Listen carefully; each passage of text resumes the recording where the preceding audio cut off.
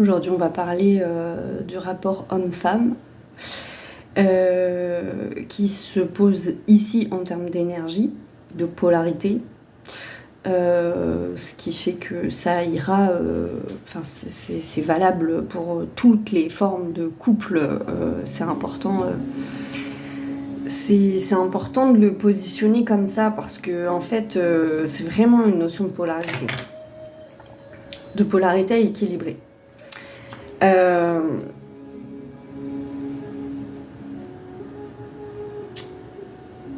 Il y a vraiment dans notre société un besoin très fort de dissocier les gens. Je crois que c'est clair, pas besoin d'en faire 3 heures, mais beaucoup dans les rapports hommes-femmes. C'est-à-dire que les zones vraiment où on essaie de séparer les gens, elles sont de plus en plus vives. Et beaucoup, beaucoup, beaucoup dans le rapport homme-femme. Et c'est frappant comme on essaie de faire entrer les gens dans des jeux de pouvoir. Alors que finalement, c'est pas nécessaire, puisque c'est deux polarités, la polarité masculine. J'utiliserai pas le terme de masculin sacré et de féminin sacré parce que je trouve qu'ils sont galvaudés et je trouve pas ça nécessaire. Donc après, vous les mettez si vous voulez, moi je m'en fiche, ça me dérange pas. Mais moi, personnellement, je les utiliserai pas. Donc on a le masculin qui représente vraiment le soleil et le féminin qui représente vraiment la lune. Donc c'est deux phases complémentaires. Et je crois que c'est important qu'on s'en rappelle en ce moment. Parce qu'en fait, il y a surtout, je crois, besoin de beaucoup de guérisons sur ces deux polarités. C'est des guérisons qui sont difficiles à faire parce que je crois qu'il y a quelque chose sociétalement qui essaie vraiment d'aller appuyer sur des blessures, de raviver des choses qui n'ont pas besoin d'être ravivées.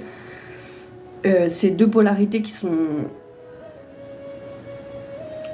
j'allais dire, qui sont porteuses de mémoire, mais à qui on fait porter des mémoires encore aujourd'hui, parce que finalement, l'énergie pure, elle n'en a pas de mémoire, elle est intacte, elle est pure. Mais ces mémoires ont un impact très très fort sur la matière en ce moment. C'est bien évidemment, j'allais dire manipulé, mais comme tout. Mais c'est perverti, comme beaucoup de choses. Comme beaucoup de choses. Et dans ces jeux de pouvoir, ça devient difficile pour les gens, je crois, de lâcher complètement ces notions. C'est-à-dire que c'est comme si on essaie de faire en sorte qu'une polarité prenne le pouvoir sur l'autre, alors que finalement, on n'y arrivera jamais comme ça en fait. Il faut absolument qu'il y ait un équilibre dans ces énergies. Et pour cela, je pense qu'il faut vraiment que chaque polarité puisse reprendre ses responsabilités et arrêter de faire porter la responsabilité de son malheur à l'autre.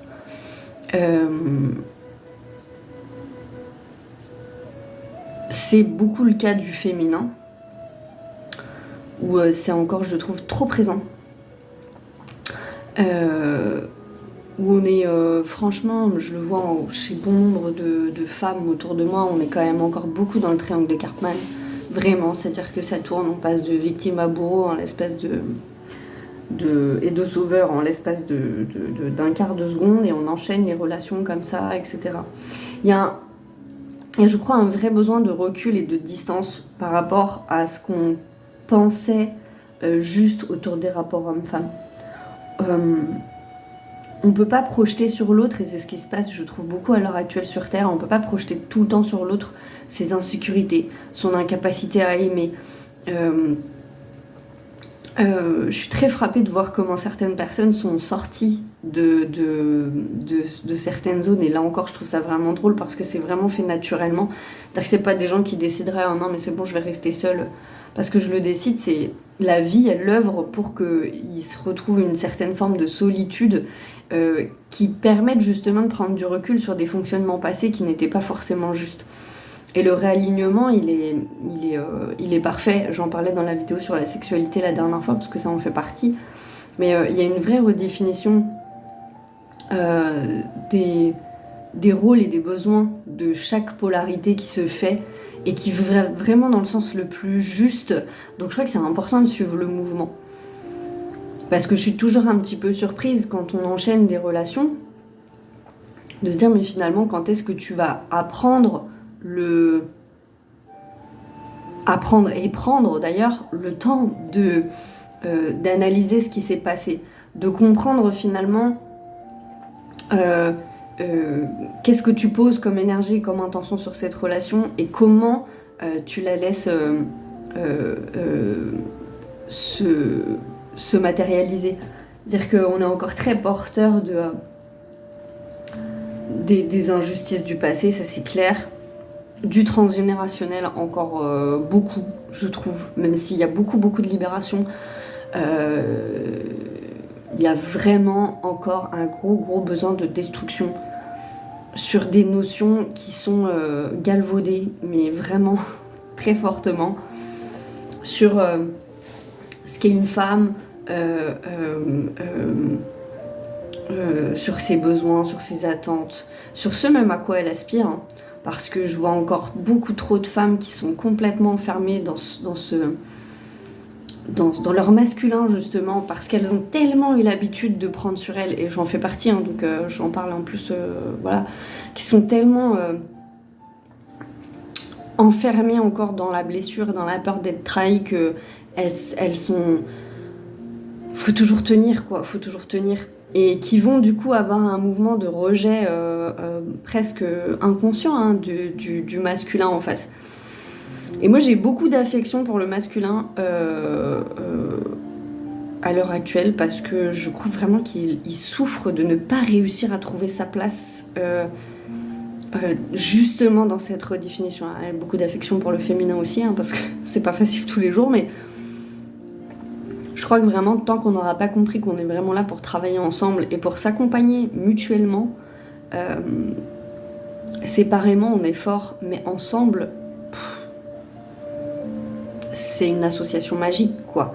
Alors, à l'intérieur de soi, dans ses polarités, ça c'est clair, mais au sein d'un couple, l'alliance des deux forces, elle est phénoménale. Et elle est belle en plus, elle est vraiment magique, elle recèle de quelque chose de l'ordre de l'alchimie et de la magie pure, en fait. Donc, et en plus, je fais une petite parenthèse pour les gens qui seraient célibataires, parce que c'est valable aussi, en fait, pour ces gens-là, parce que être en couple, c'est pas une fin en soi. Il y a des gens qui ne sont pas là pour expérimenter ça, qui n'en ont pas envie, qui n'en ont pas besoin, et à la limite, tant mieux. Mais effectivement,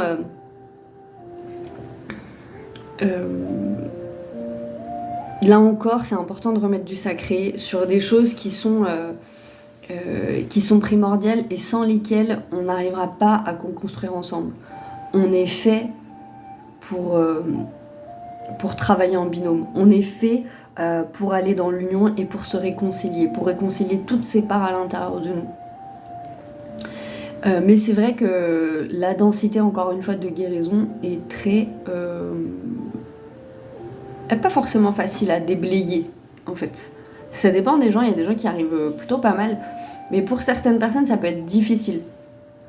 Pour certaines femmes, ça peut être difficile de se rapproprier vraiment sa puissance, parce qu'on a été maltraité pendant tellement longtemps, on s'est laissé faire, parce que du coup, on prend ses responsabilités, on s'est laissé faire pendant tellement longtemps, que finalement, quand le masculin se présente, il se dégage surtout une grande peur.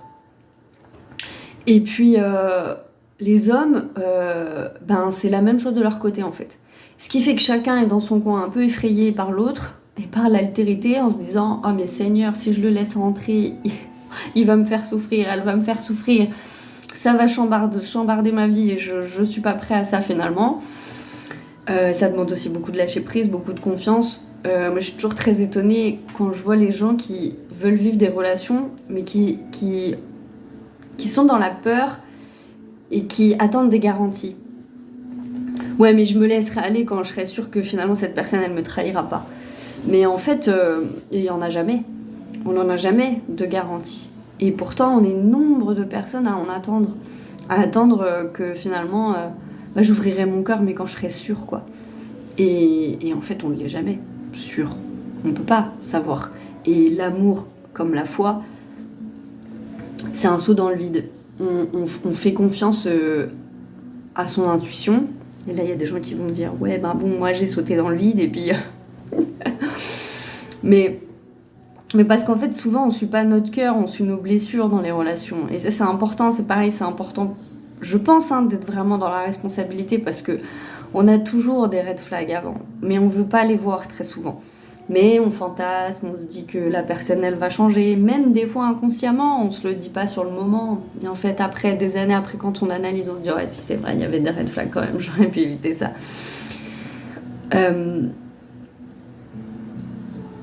Je crois qu'on ne doit pas chercher la similarité, mais la complémentarité. Vraiment, ça me paraît important. Ces deux polarités, elles sont complémentaires. Elles sont pas là pour...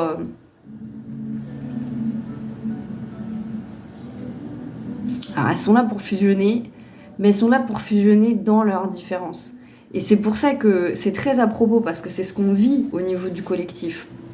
Arrêter la dualité, c'est ça. Si vous prenez la dualité bien-mal, je veux dire, c'est profondément dissonant, quoi. Et pourtant, on doit réussir à aller dans l'union. Et ben, c'est exactement la même chose, en fait, sur le rapport homme-femme, sur ces polarités, qui doivent s'unir autant à l'intérieur de nous qu'à l'extérieur. Ça fait déjà plusieurs années maintenant que beaucoup de personnes sont en train de travailler l'alliance des polarités à l'intérieur de soi. Et d'ailleurs, au passage, je félicite. Je sais que j'ai pas beaucoup d'hommes qui me regardent, mais j'en ai quelques-uns. Et je tiens à les féliciter véritablement, parce que le masculin fait un travail très beau. Et ça, on n'en parle pas assez. On parle beaucoup du côté les hommes, c'est tous des connards, des violeurs et des pervers. Il y en a, on va pas se mentir. Mais il y a aussi tout un tas d'hommes qui travaillent sur eux, quoi. Ils essaient. Ils font le taf. Il y a encore beaucoup de travail de libération à faire. Mais il y a des hommes qui ont vraiment la volonté d'unir ces parts à l'intérieur d'eux. Beaucoup d'hommes qui se laissent de plus en plus aller à s'écouter véritablement, et à moins avoir peur de leur émotionnel. Et franchement, je trouve véritablement que ça s'applaudit. Parce que moi, je suis un peu un cas typique. Hein, j'ai pas grandi avec un papa. J'ai pas eu des relations sentimentales qui se sont toutes très bien passées. J'ai eu plein de périodes de ma vie où j'étais en mode tous les mecs c'est des connards. Donc je vois bien. Et pourtant, il y a toujours quelque chose qui me ramène à me dire, faut l'encourager, ce masculin. Faut l'encourager parce qu'il est porteur d'une énergie très forte sur cette terre.